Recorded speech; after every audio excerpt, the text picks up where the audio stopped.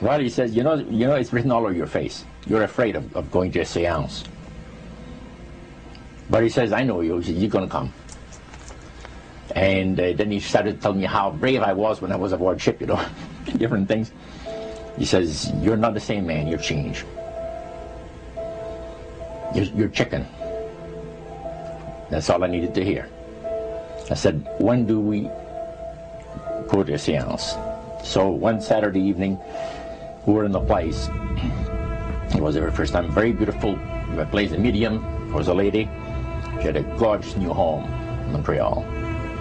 And there were about 20 invited guests there. I wish I was one of them. And she communicated with the spirits for there's different people there. And they're telling them what the spirit said. One man said, I would like to talk to my friend that died 6 months ago. But I don't want him to appear. Just want to talk to him. Because he says, I don't trust you talking to my friend for me. So the medium says, let me inquire of the spirit. Yeah, the spirit will talk with you. And that big masculine voice was heard in the place. It says, hi Frank, it's nice of you to ask for me to talk with you. And they had a little chat. And after it was over, Frank says, this is the greatest thing on earth, to be able to talk with the spirits of the dead. Then the medium said, we have a very special surprise tonight for you people.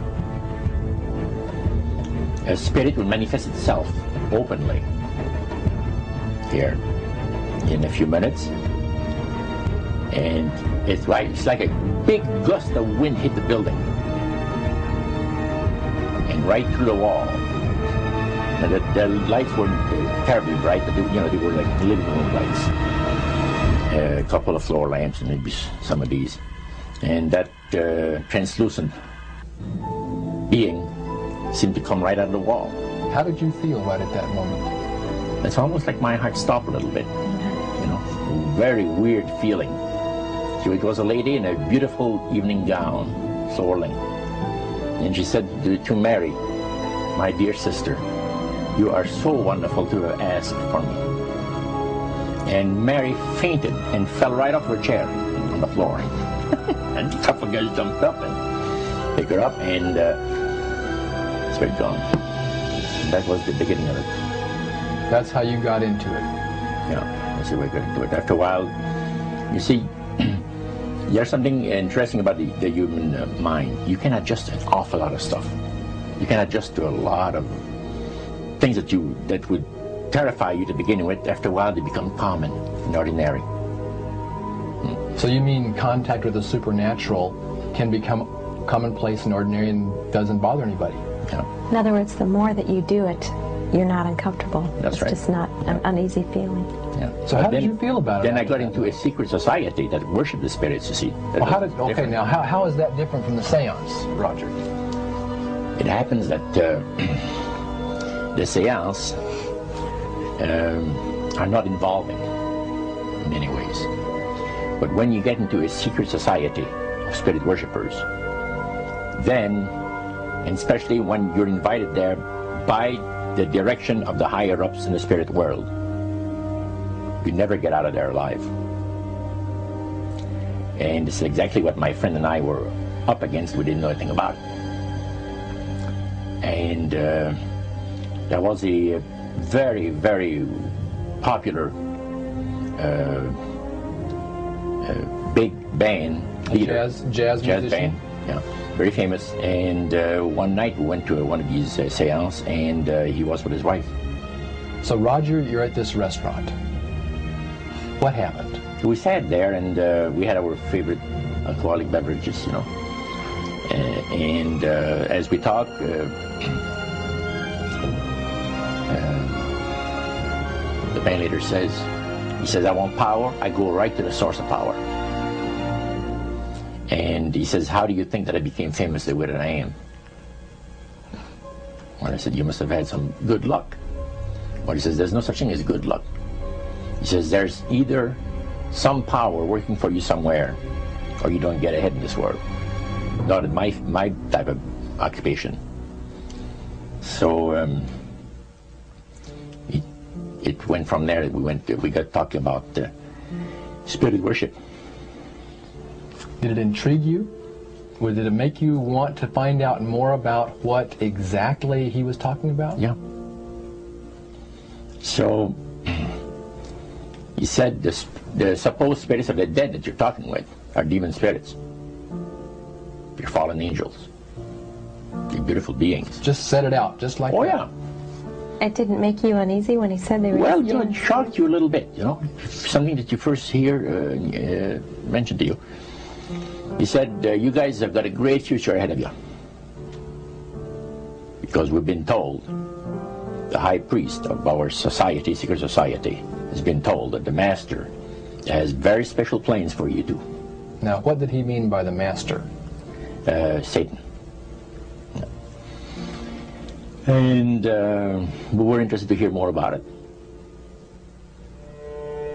And he told us, he says, look, we worship spirits. We worship Lucifer and all his angels. They're just as beautiful as they did before they were cast out of heaven. He says there was a misunderstanding in the whole thing. He says among the inhabitants of the galaxies. And he says our master was misunderstood.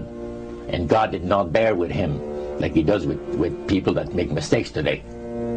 So we're in a warfare, good against evil. And we happen to be the evil ones, but we're not that bad. He says, I look at this business between the forces of good and evil. He says, you believe in one person believes in God, and everyone believes in Lucifer. It's like politics. So the great controversy is real. And you've heard someone talk about it that's on the other side. And to these people, they are sold to the fact that Christ will not return to this planet with power and great glory. He's going to abdicate all claims to the planet, because the high priest once said that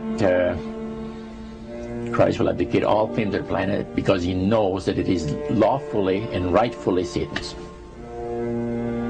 And at that time, he says, so the priest says, well now, he says, for those of you that are new, let me tell you that this is the most feasible way, he says, to please the spirits. It's to deride Christ and his people, you know, and his church and all that. So they sing out of Christian hymnals. They didn't sing Christian words to the hymns, however. Well, they changed a lot of them. Yeah, and not for the good. It's a form of blasphemy. Such as you see today in the rock music world. You see the entertainers, they have these crosses. The ladies got earrings, crosses. The guys got crosses. This is a form of blasphemy, a form of deriding Christ. You see, spirits cause the people to do that, to find pleasure in wearing this type of emblem, which is the cross is the emblem of the crucifixion of Christ to the Christians. Better to reign in hell than serve in heaven, is that it? Why not? I'm here on the ground with my nose in it since the whole thing began. I've nurtured every sensation man has been inspired to have. I cared about what he wanted, and I never judged him. Why? Because I never rejected him, in spite of all his imperfections. I'm a fan of man. I'm a humanist. Maybe the last humanist. Who, in their right mind, Kevin, could possibly deny the 20th century was entirely mine?